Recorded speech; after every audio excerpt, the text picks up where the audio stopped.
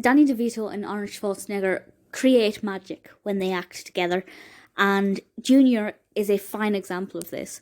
The reason I initially watched this, the reason it came on my radar, is because Emma Thompson is in it. I love her in this. But also Arnie and DeVito are understandably incredible. This film was released in 1994, directed by Ivan Reitman, written by Kevin Wade and Chris Conrad, and unusually, it only has 4.6 out of 10 across 65,000 reviews on IMDb, even though it was nominated for an Oscar. It was nominated for the Best Music, which I realise is not one of the biggest influences in an audience's enjoyment.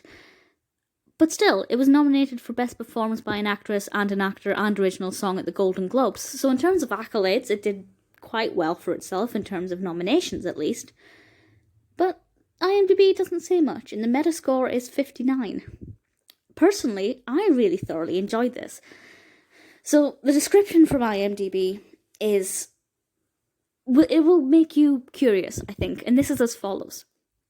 As part of a fertility research project, a male scientist agrees to carry a pregnancy in his own body. The wording there, to carry a pregnancy, that's very unusual wording. Basically, Dr. Hesse, played by Arnie, decides to carry a child, even though he's a man, as part of this experiment.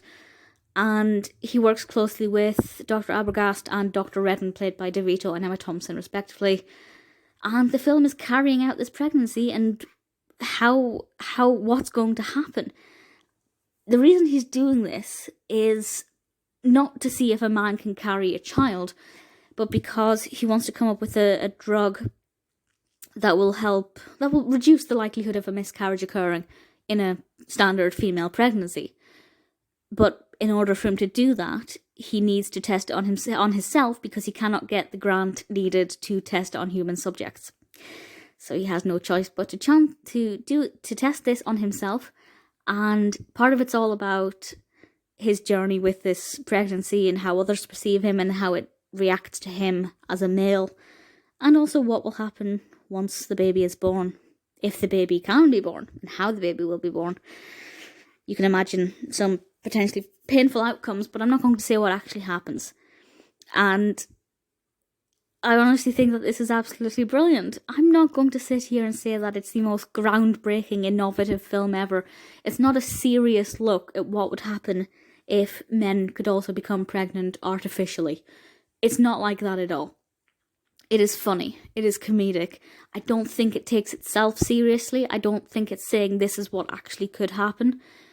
It's a good, fun film, and I'm wondering if maybe those lower ratings from IMDb are from people who were expecting something a little bit more serious and scientific.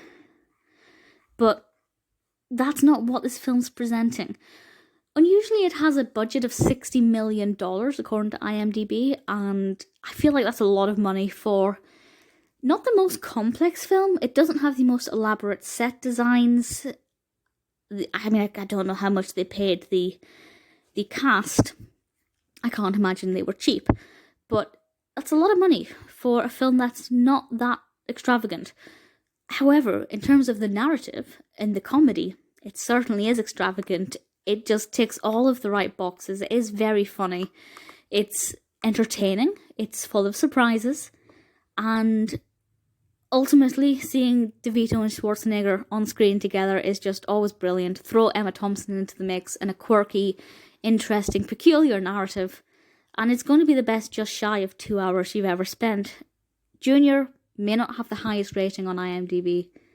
Personally, I think it's pretty incredible.